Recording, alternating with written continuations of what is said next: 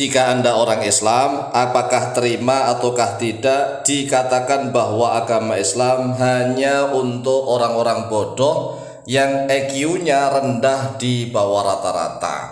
Kalau kami Al-Fakir Taumalim tidak terima. Tidak terima apabila ada manusia-manusia yang mengatakan bahwa agama Islam hanya untuk orang-orang bodoh yang EQ-nya rendah. Oleh sebab itulah, melalui konten video yang cukup singkat dan pendek ini, kami Al-Fakir Taumalim akan menjelaskannya perbedaan antara akal dan pikiran. Karena orang-orang yang merasa dirinya itu pintar, cerdas, menguasai banyak ilmu pengetahuan, mereka hanya menggunakan pikiran, tidak menggunakan akal. Dan ternyata mereka belum bisa membedakan fungsi akal dan fungsi pikiran. Mereka masih menyamakan antara akal dan pikiran.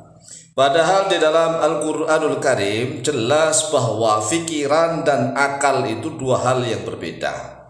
Kalau akal letaknya di dalam hati, hati itu ada di dalam dada.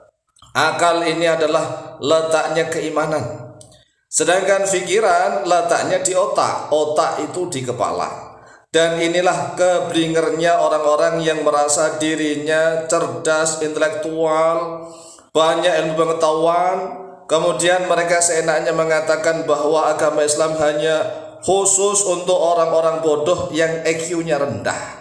Nah, inilah yang perlu kita sadarkan kepada saudara-saudara kita yang merasa dirinya pintar, menguasai banyak ilmu pengetahuan, cerdas. Tolong bedakan antara fungsi akal dengan fungsi pikiran. Anda jangan mengklaim diri Anda merasa pintar terlebih dahulu sebelum Anda mampu membedakan antara kekuatan akal dengan kekuatan pikiran. Karena di dalam Al-Quran surat Al-Hajj ayat yang ke-46, Allah Azza wa Jalla telah membedakan fungsi antara akal dengan pikiran. Kalau akal itu letaknya di dalam hati, hati itu ada di dada. Akal itu adalah letaknya keimanan. Hati yang ada di dalamnya, di dalam lubuk hati yang paling dalam itu disebut akal. Akal itu letaknya keimanan. Sedangkan pikiran letaknya ada di otak. Otak itu ada di kepala. Nah, ini biasanya pikiran bisa digunakan setelah ada informasi yang diterima melalui panca indera.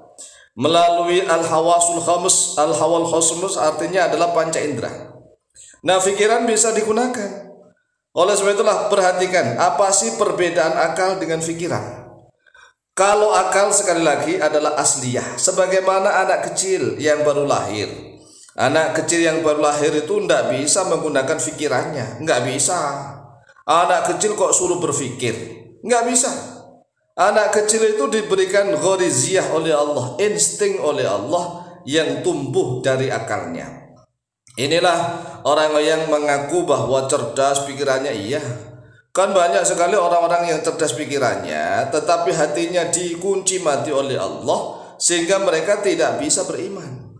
Nggak bisa beriman, karena mereka hanya menggunakan otaknya saja, pikiran yang ada di kepala, sampai pecah pikirannya.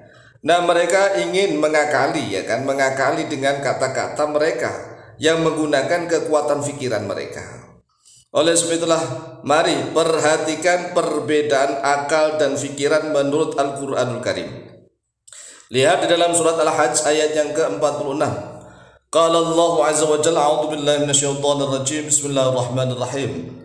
Afalam yasiru fil ardi fatakuna lahum qulubun ya'qiluna biha aw adhanu yasma'una biha fa innaha la ta'mal absar walakin ta'mal qulubul lati fi sudur. Yang artinya afalam yasiru, apakah tidak berjalan oleh mereka para manusia fil ardi, di muka bumi. Apakah manusia itu tidak mau berjalan-jalan mencari ibrah pelajaran di muka bumi? Fatakuna lahum, lalu ada bagi mereka qulubun. Qulub ini adalah jamak dari kata qalbun. Qalbun itu artinya hati. Mereka ini memiliki hati, yaqiluna, yang berakal oleh mereka, biha dengannya qulub. Nah, Di dalam ayat Al-Quran sudah jelas bahwa yang mampu berakal hanyalah hati.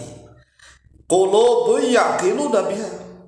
Yang mampu berakal itu adalah hati, bukan akal itu di otak, bukan.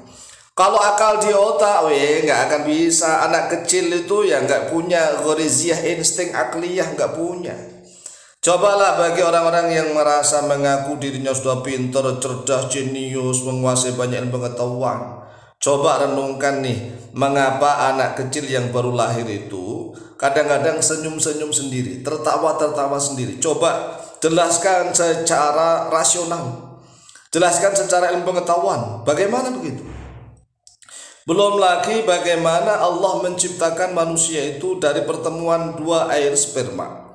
Dua air sperma yang diaduk-aduk begitu, ya diaduk ini kok tiba-tiba tumbuh, berkembang menjadi darah, tumbuh lagi berkembang menjadi daging, dan dagingnya kalau nggak dikasih nyawa nggak bisa.